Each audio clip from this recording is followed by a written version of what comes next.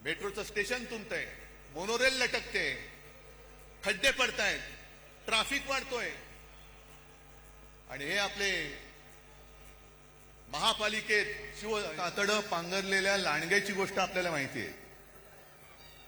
पण बाळासाहेबांची भगवी शाल पांघरणाऱ्या गाढवाचं चित्र मी आज पहिल्यांदा पाहिलं. गाढवावरती किती शाली टाका, हा काय योगायोग म्हणायचं की काय मला कळत नाही.